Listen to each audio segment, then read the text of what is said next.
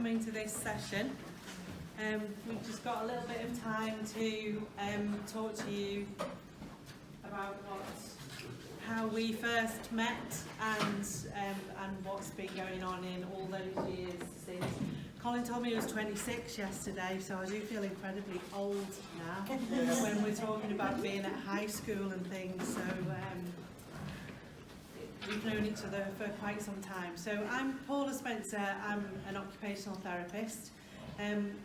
When I first met Colin, I was working at the Merritt Centre, which is based in LEEDS, and there is information available, and we'll tell you a little bit more about that later on. But so I'm an occupational therapist by background, and I was working at the centre looking at switch accessible toys and play activities for children at the time.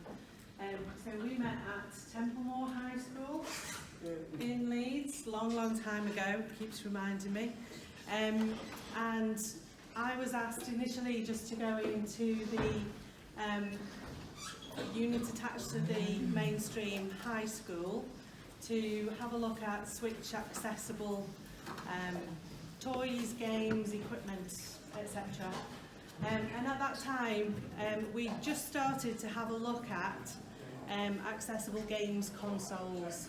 So that is 12, 13 years ago, 13, 14 years ago. So it's taken a long time to get where Microsoft and Xbox are today, but we've been at it for quite some time. I was invited by speech and language therapists to go to a communications group at Templemore High School, which was a group where they were trying to look at increasing the use of the range of communication aids that the young people were using. And it was called the Lost Boys group. Yeah. And as part of that, we took along the gaming equipment.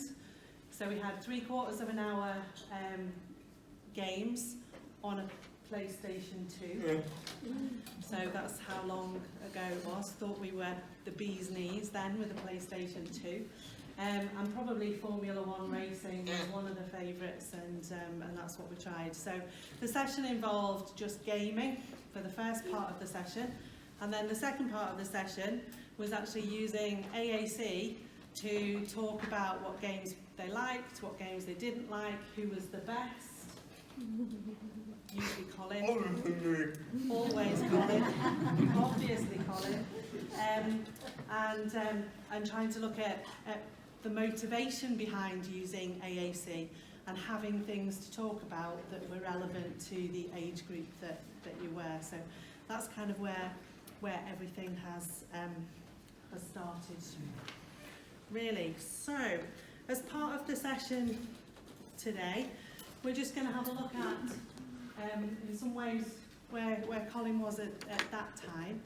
And I'm doing a bit of talking, but we've planned this together, and Colin will be answering some questions and things as part of going through.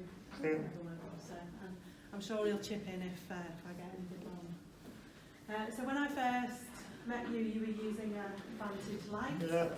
Later moved on to the Accent, and now tends to use his iPhone and Proloquo for text for most things now. So just wonder if people, I'm talking about PlayStation 2, but does anybody remember this one? When we talked about adding this slide in, they said nobody would be here who would know these things, and I went, oh. There might be a lot of young people who are using AAC, but I think there'll be people here that will remember these.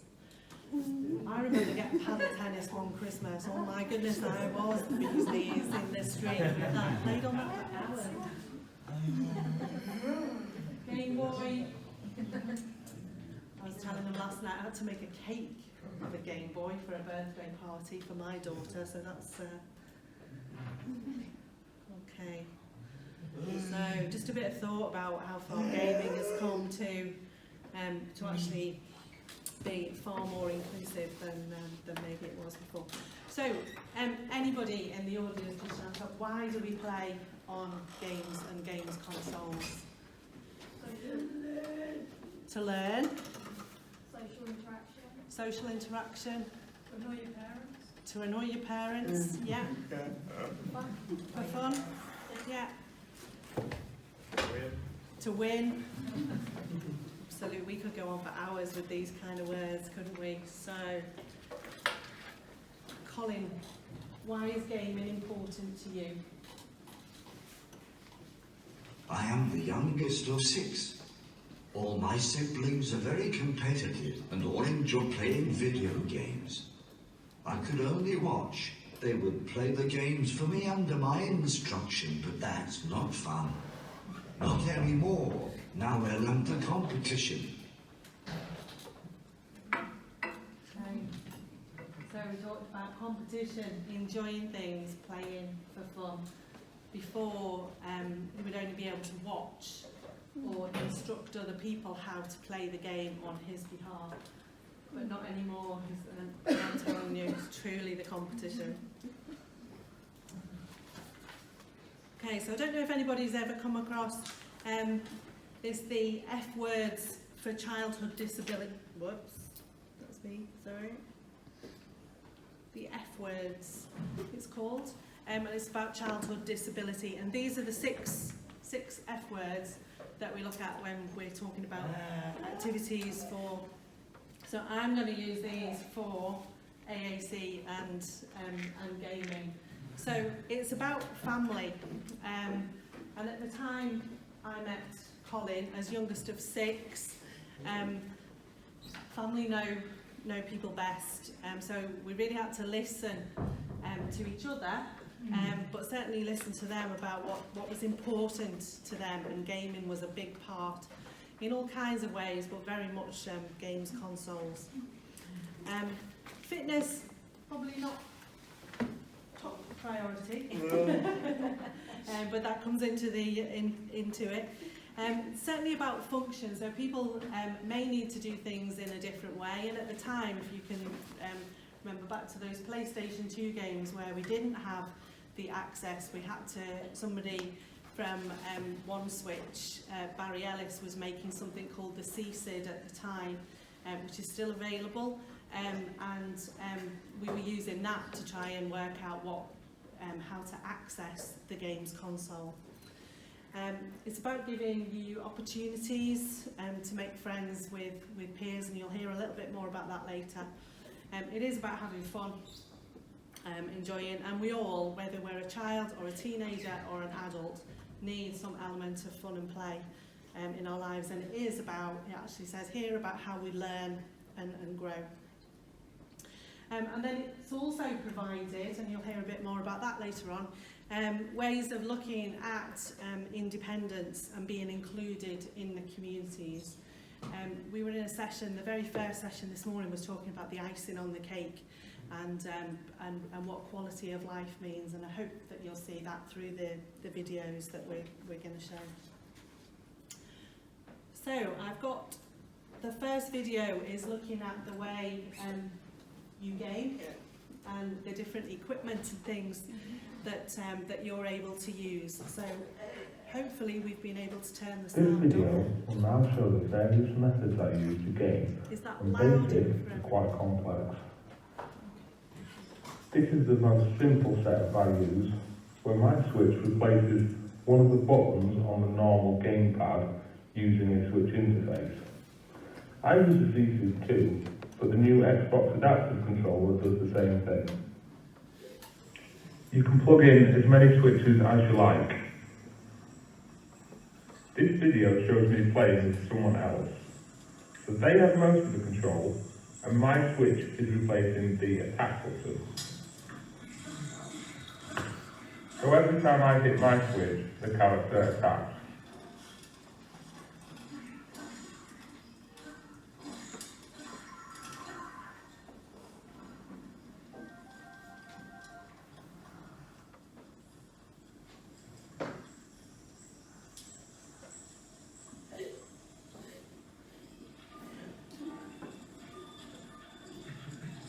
Colin's switch is actually on his headrest. I should have explained that before. that's still how he accesses everything. So. Usually, to play a game independently, you would need to be able to do more than press one button. You would usually need to plug in an extra switch for every function you want to perform.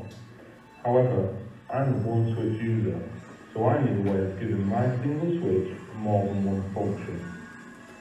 I do this by using a laptop as my controller, with two pieces of software, joint key and UCR.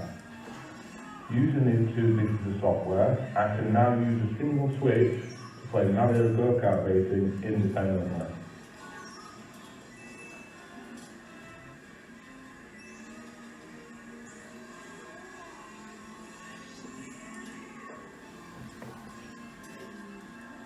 It's actually quite quiet watching them do this, but if you see them at the sessions at the centre when there's a group of people to get together, it's extremely competitive. Yeah.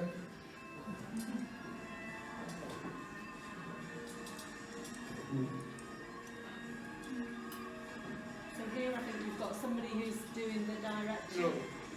You're doing the directions as well. So he's able to turn it left and right, get around the course, but also do the Now, fire you're going to ask yourself how. Well, basically, joint key needs programming, so when I hit my switch once, I turn left. When I hit my switch the second time, I turn right. And while holding my switch down, the weapon is deployed. Within the game settings, automatic accelerators need to be turned on, and bumper sides need to be turned on so I don't fall off the edge.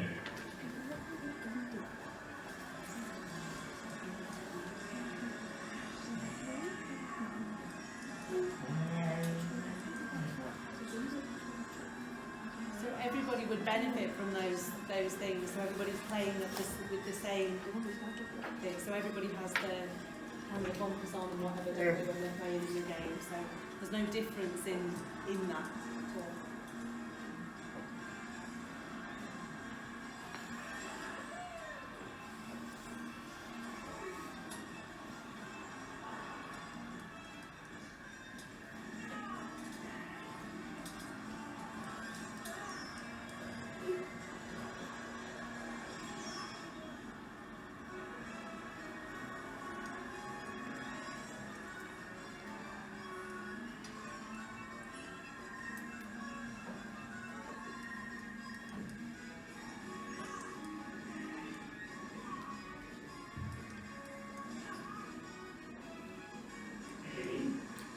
Talked about fitness before, but this is quite a lot of stamina to keep all of that going in terms of head control and whatever, to be able to remember all of those switches and get those happening all at the same time.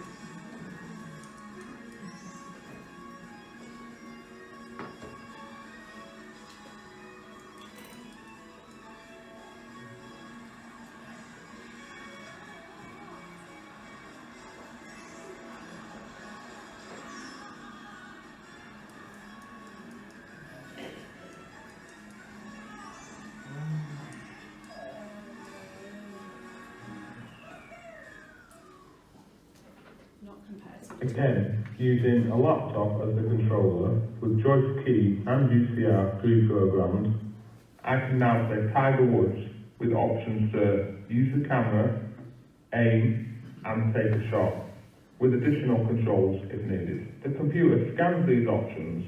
While scanning, it also beeps them out to me, so I don't have to look at the screen. I then hit my switch when the function I want is highlighted. This then performs that action on the game console. Aim. Cross. Take shot. Cross and circle. Camera.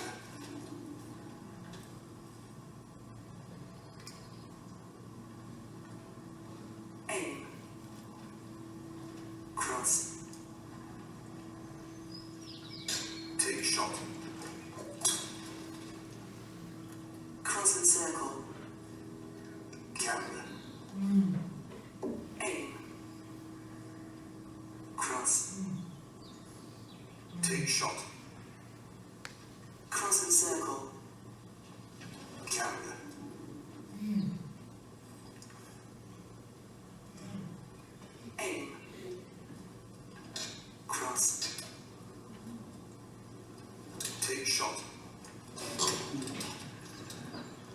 Cross and circle. Camera. Aim. Cross. Take shot. Cross and circle. Camera. Aim. Cross. Take shot. Cross and circle. Camera. Aim. Cross. Take shot. Cross and circle. Camera. Aim. Cross. Take shot. Cross and circle. Camera. Aim. Cross.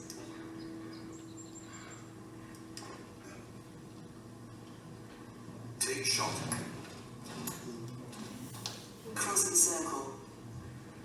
Camera. Aim. Cross. Take shot. Cross and circle. Camera. Aim. Worse at putting. We've got some Ryder Cup players that are worse at putting than that, haven't we? So. Okay, but you can actually see.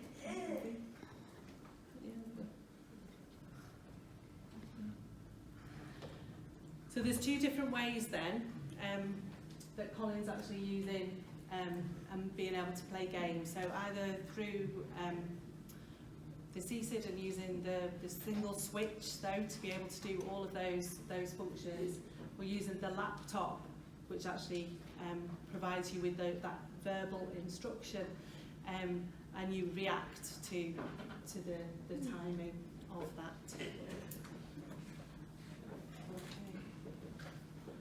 So Colin, what difference do you think then being able to do that? That's quite a way on from where we were with PlayStation, and you were using two switches at the time, and I was the one initially who was doing the left and right, and then and you were doing other things and whatever. I was really rubbish at steering. As well as the competitive games, which I like to win. I also like talking and socialising with friends about gaming.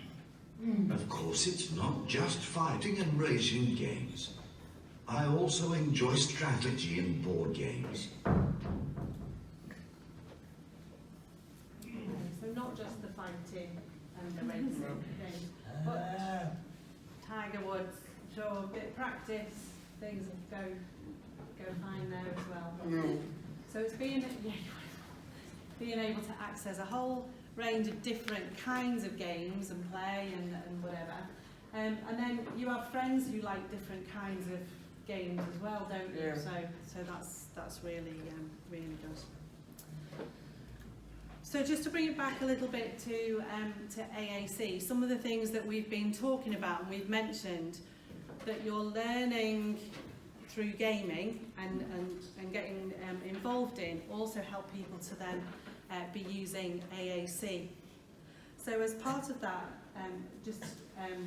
in terms of the language, one of the things that we noticed, and I haven't done any significant research or anything about it, but in terms of emotional language, that does change as you're gaming, because you get involved in the excitement of the game and whether you're winning or losing, whether you're not happy that you've lost, and all of those kind of emotional things you begin to be able to express in amongst people and develop your language. In terms of operational things, you can see from a lot of that we're looking at the actual access. Colin, you actually moved from using two switches to just using we had so you had three originally, okay? So yeah, as part of their PlayStation, I think I was that rubbish. He had to use three, so he could do left and right and everything else in the middle. So, but it's about that switch access, it's about scanning, it's about timing and choice making, it's about anticipation and waiting for things to happen and responding at the right time. All the kinds of skills that we're looking at when we're looking at using a device, or whether it's high tech or low tech. In terms of social, it very quickly became, it was already a very big part of Colin's family, but in terms of friends and things, that became really important. And it became more obvious that people were asking questions, they were starting conversations. Can I play this game? Can you do this? Can you set this up? And being able to do that. And also in terms of the strategic bit, one of the things we talk about is checking whether somebody's understood what you're saying to them. Well, it's really important if you're taking part in a game with Colin that he knows that you've understood what he wants you to do and what you're doing on his behalf and what he's doing. So, and that equally then applies when we're talking about communication. So we're checking that somebody has understood what we're saying. So it's learning those skills about how to approach that in what's been a really fun way. Okay, so the next video is looking at how Colin is using his iPhone as part of his communication, but also gaming as well. So you'll see some games initially, and then we're moving on to communication, and then finishing the video with what else he's using his iPhone for. Okay. Another way that I game is on my iPhone using Apple's inbuilt switch control feature. My switch is connected to my phone via Bluetooth. When switch control is switched on and the switch is connected, my phone then starts scanning using a crosshair method.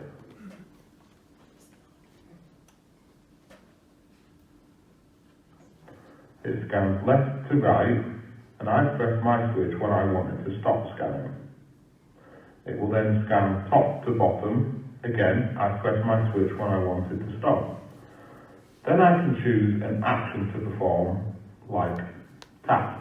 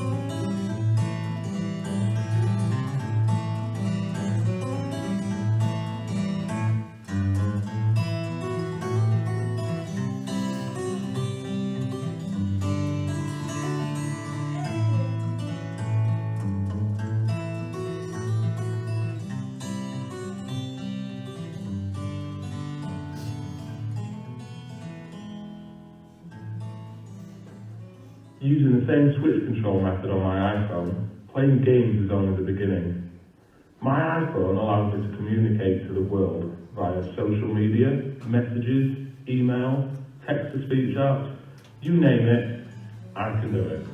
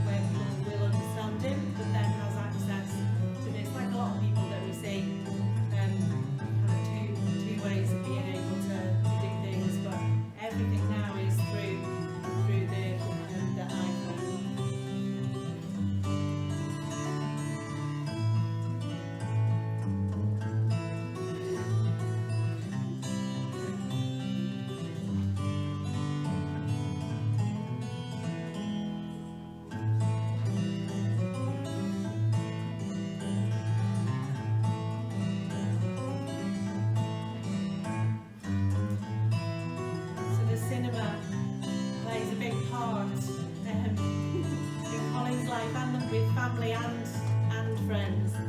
So being able to choose what you want to go and see, because you can find it on your phone and have a lot of things, just means that you can communicate then with people to let other people know what's on, what you want to do, where you want to go. I guess Nathan at the back gets taken along to some things that he doesn't want to see.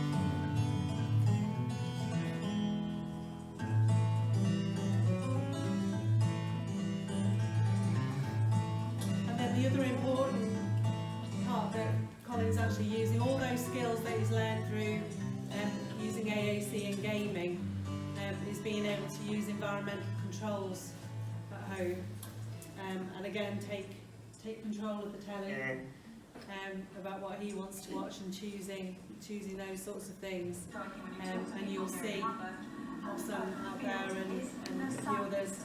So this is the Housemates app on the iPhone that connects then to the housemate box in his room to be able to connect to the TV.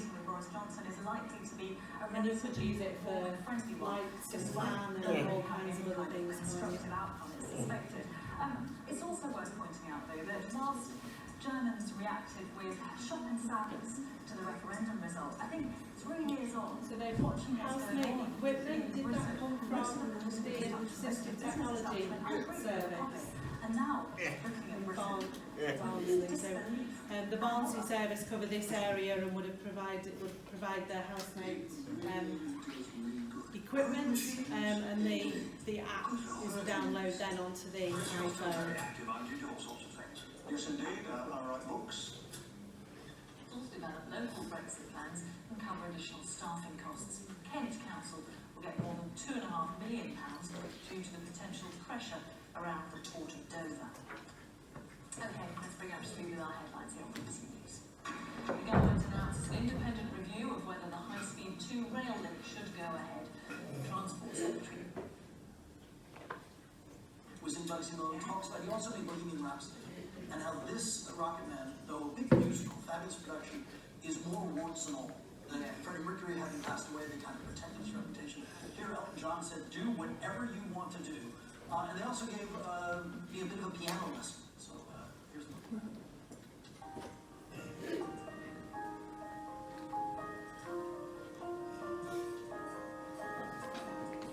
Okay, so this is actually using switch recipes. So you can actually create different bits of program for him to use the switch for. And that's why you're here. Yes. Then while you're here, we have to get the goss from you. So what would you like to goss about today? So different programs for what you want, different actions for your switch to do different things, depending on which program you're in. Are so excited and feel the movie is so strong, it may spawn global interest in spin-off series and other things. But in either, let's take a look at the big screen version of it now. It's exciting coming back to it down to us a film. The first day was very surreal. We were all really giddy. Can't be believed. Everything is all on a different note. That is something to look forward to. Through the story, the audience gets a sense of the 20 characters that they love. We have fantastic new actors. Bernard Staunton. There's a sense of coming home. It's incredible. Okay, so total control, not just up and down or volume or a few choices. We can actually go into select any program at all. And part of this skill is about finding out where things are and how to get to things and whatever. Okay.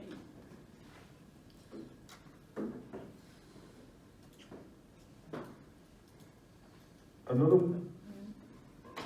So, we've all seen the video, Colin. Yeah. Why is the iPhone, I think we probably know the answer, but why is the iPhone important to you? My iPhone is my life. It has opened out the world to me. I can now communicate with my friends, family and when I must. Everything other people have at their fingertips, I can also do. But most importantly, I can do it independently.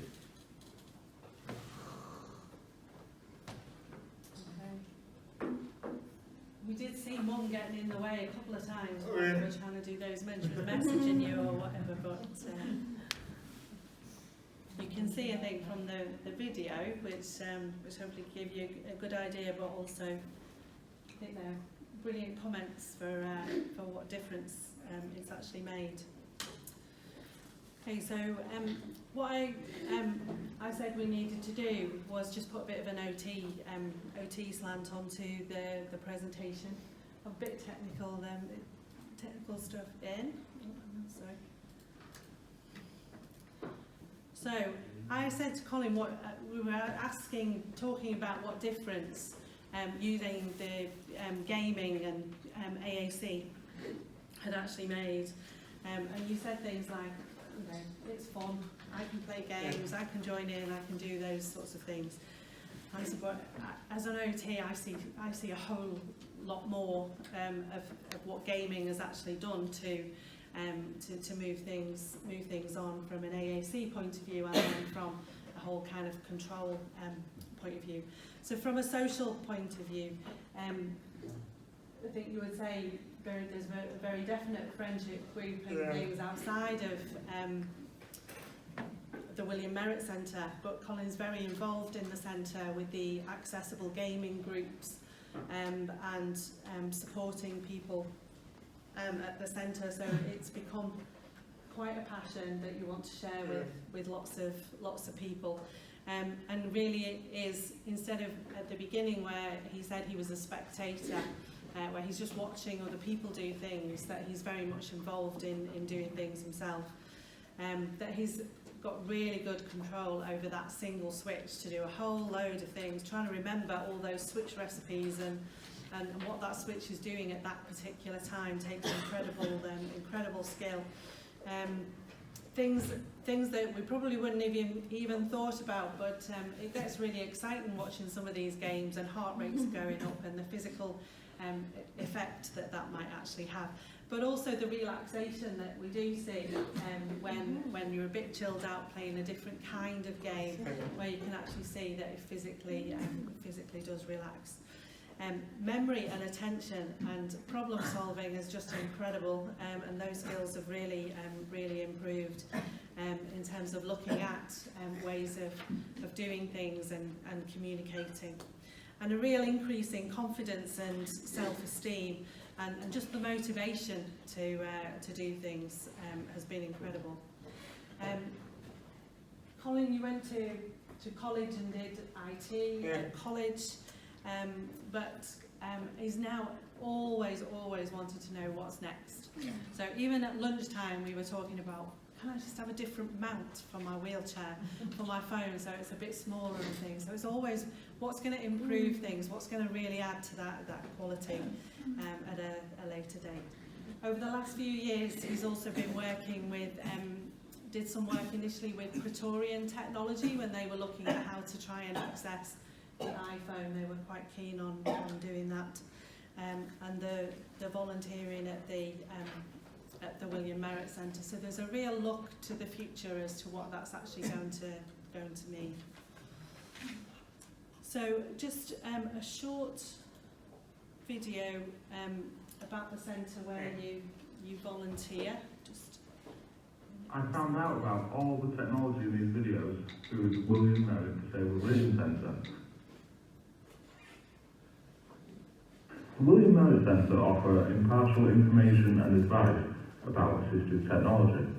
They also give people the opportunity to try equipment before they go and buy it. I now volunteer at the William Merritt Centre, helping and advising professionals and end users on the switch control features built into Apple products and about accessible gaming.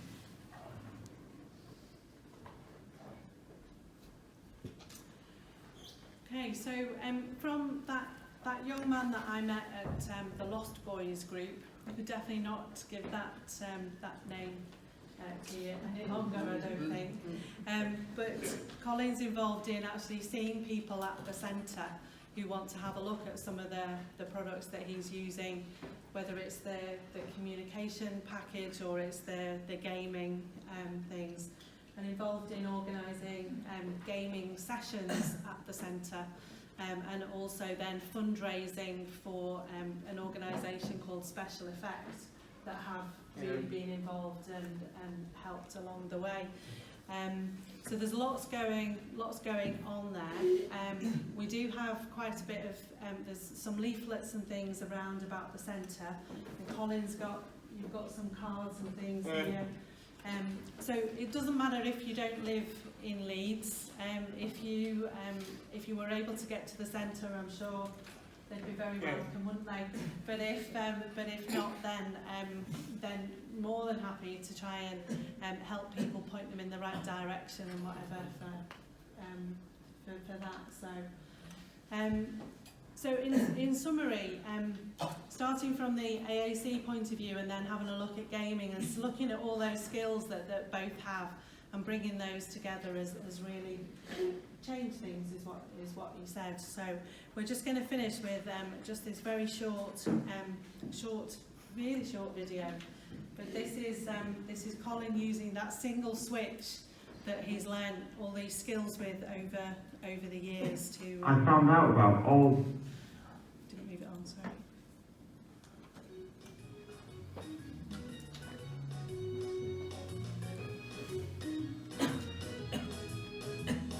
So that single switch is now being used to control that powered wheelchair. So we've got independent mobility as well as everything else. Oh, I do like to be beside the seaside. Oh, I do like to be beside the sea. Oh, I do like to stroll along the prom.